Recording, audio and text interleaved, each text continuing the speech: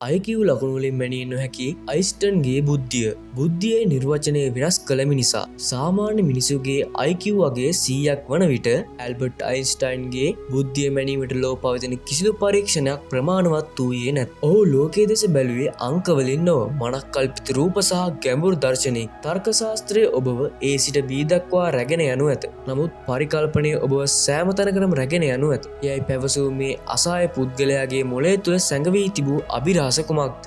අද අපි කතා කරමු අයින්ස්ටයින්ගේ බුද්ධියේ සැබෑ ස්වරූපය සහ ඔහු මරණයෙන් පසු ඔහුගේ මොළයට සිදු වූ දේ හෙළි කරමු. එහෙනම් රැඳී සිටින කුතුහලයෙන් පිරුණු මේ වීඩියෝවේ අවසාන තත්පරයේ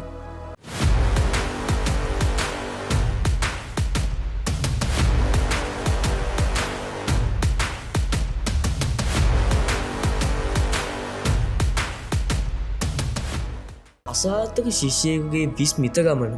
වයසරුදු 5ක් වනතුරුත් නිවැරදිව කතා කිරීමෙන් නොහැකි වූ දරුවෙකු ලෙස ලෝ ප්‍රමුඛතම විද්‍යාඥයා වූයේ කෙසේද? ඔහුට කුඩා කාල ලැබුණු මාලිමා යන්ත්‍රය ඔහුගේ ජීවිතේ වෙනස් කළ අයුරු. පෙනෙන බලවේගවලට වඩා නොපෙනෙන බලවේග විශ්වය පාලනය කරන බව ඔහු එදා තේරුම් ගත්තා. පාසල් අධ්‍යාපනයේ ඔහුට හිසරදයක් වූ අයුරු සහ ගුරුවරුන් ඔහුව කිසිම දෙයකට ප්‍රයෝජනයක් නැති දරුවෙකු ලෙස හැඳින්වුණා. මෙහිදී අප ඉගෙන ගත යුතු පාඩම වන්නේ පාසල් ලකුණු බුද්ධිය මැනීමට නිර්ණායකයක් නොවන බවයි. 1905 ආශ්චර්යමත් වසර පේන්ටන බලපත්ත කාර්යාලයක ලිපිකරුවෙකු ලෙස සේවය කරමින් සිටියදී අයින්ස්ටයින් ලෝකයේ වෙනස් කළ පර්යේෂණ පත්‍රිකා 4ක් ඉදිරිපත් කළා. පළවෙනි පත්‍රිකාව ප්‍රකාශ විද්‍යුත් ආචරණය ආලෝකය යනු අංශුවක් බව තහවුරු කළා. දෙවන පත්‍රිකාව බ්‍රවුනීය චලිතය පරමාණු පවතින බවට ගණිතමය සාක්ෂි සැපෙව්වා. තුන්වන පත්‍රිකාව විශේෂ සාපේක්ෂතාවාදය කාලය සහ අවකාශය නිරපේක්ෂ නොවන බව පෙන්වා දුන්නා. හතරවන පත්‍රිකාව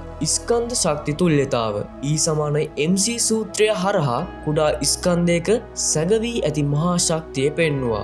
සාපේක්ෂතාවාදය සහ පරිකල්පන බලය. අයින්ස්ටයින් කිසි දිනක විද්‍යාගාරයක පරීක්ෂණ කළේ නැත. ඔහු කළේ සිතුවිලි පරීක්ෂණය පමණයි. ඔබ ආලෝක කදම්බයක් මත ගමන් කළහොත් ඔබට කුමක් පෙනේවිද? වැනි සරල ප්‍රශ්න හරහා ඔහු විශ්වයේ සැඟවුණු නියමයන් සොයාගත්තේ. නිව්ටන්ගේ ගුරුත්වාකර්ෂණය වෙනස් කරමින් අවකාශය සහ කාලය රෙදි කඩක් මෙන් නැමිය හැකි බව පෙන්වීම මේ ඔහුගේ බුද්ධියේ උච්චතම අවස්ථාවයි. අයින්ස්ටයින්ගේ මොළයේ අභිරහස 1955 දී ඔහු මියගිය පසු ඔහුගේ මොළය සොරකම් කරන ලදී. වෛද්‍ය තෝමස් හාවි විසින් අයින්ස්ටයින්ගේ මොළය කැබිනට් 240කට කපා පර්යේෂණ කළා. එහිදී සොයාගත්තේ සාමාන්‍ය මිනිසෙකුට වඩා ඔහුගේ මොළයේ පර්යන්ත ඛණ්ඩය 15ක් විශාලව තිබීමයි. මේ ගණිතමය සහ අවකාශීය චින්තනයට වැදගත් වෙනවා. එසේම ඔහුගේ මොළයේ ග්ලියල් සෛල ප්‍රමාණය සහ සාමාන්‍ය අගයට වඩා වැඩි වීමයි. බුද්ධිය යනු කුමක්ද?